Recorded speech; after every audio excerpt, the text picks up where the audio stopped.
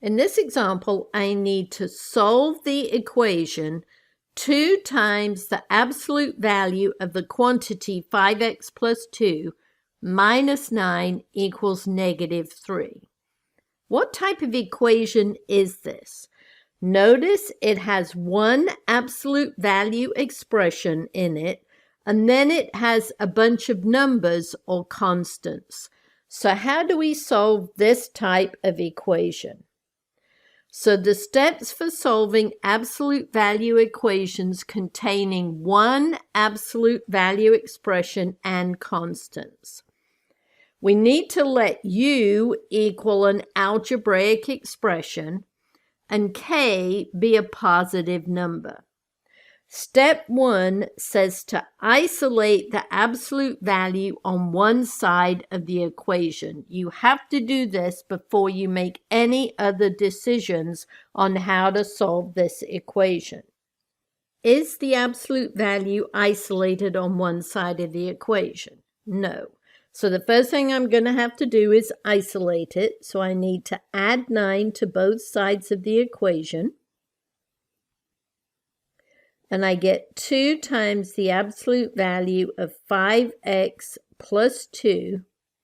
9 minus 9 is 0, equals negative 3 plus 9 is positive 6. Now to totally isolate the absolute value, I'm going to have to divide both sides by 2. These 2's reduce. I get the absolute value of 5x plus 2 equals 6 divided by 2 is 3. So I've completed step 1. I've isolated the absolute value on one side of the equation. Once we do that, if the absolute value of my algebraic expression equals k, which is a positive number, I'm going to get 2 solutions. You let u equal k or u equal negative k. If the absolute value of u equals 0, there's one solution, u equals 0. And if the absolute value of u equals negative k, since k is positive, negative k is negative, then there will be no solution in this case. So looking at our example, we see the value of k is positive 3. So we're going to get 2 solutions, because the absolute value of positive 3 is 3, and the absolute value of negative 3 is 3. So I know that 5x plus 2 can equal 3, or I know that 5x plus 2 can equal negative 3. So taking care of this step here, so now all I have to do is solve any equations obtained in step 2. So looking at these equations, they're simple linear equations. So I'm going to subtract 2 from both sides. I get 5x equals 3 minus 2 is positive 1. Divide both sides by 5. I get x equals 1/5. Next, on the second one, again, subtract 2 from both sides.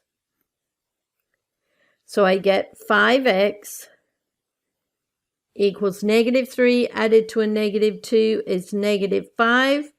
Divide both sides by positive 5.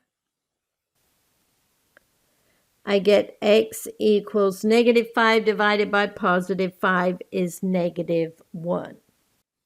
Be careful at this point. A common mistake is students will throw out this solution because it's negative. Remember, x can be negative. The absolute value of a quantity cannot be negative.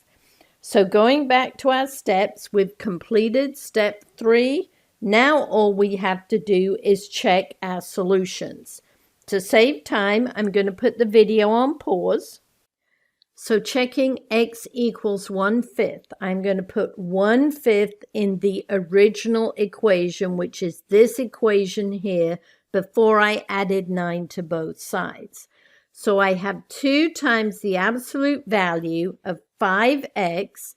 Since x is a fraction, I'm going to turn 5 into a fraction by dividing it by 1, times x, which is 1/5, plus 2, all inside the absolute value, then minus 9, does it equal -3? Well, these two 5's reduce. I get 1 times 1 is 1, over 1 times 1 is 1, 1 over 1 is 1, so this is 1 plus 2. So I have 1 plus 2 inside the absolute value. 1 plus 2 is 3. The absolute value of 3 is 3. So I'm going to get 2 times 3 is 6, minus 9, does it equal -3? Well, 6 minus 9 is -3, -3 equals -3. So x equals 1/5 is a good solution. Now let's check x equals -1. I'm going to plug -1 in the very original equation. I have 2 times the absolute value of 5 times -1 plus 2, all inside the absolute value, minus 9 equals -3. 5 times -1 is -5. -5 plus 2 is -3. What's the absolute value of -3? It's positive 3. So I get 2 times 3 is 6. 6 minus 9, does it equal -3? Yes, -3 equals -3. So x equals -1 is also a good solution. So this absolute value equation has 2 good solutions. X equals 1/5 and x equals -1. One last thing I want to point out is what would have happened if I'd have skipped step 1 and gone straight to step 2 by looking at the value of k on the right-hand side of the original equation. If you look at the original equation, the value of k was a negative number. And looking at the steps, we'd have thought there were no solutions. That is why you must isolate the absolute value on one side before you can look at the value of k and decide how many solutions there are to the equation.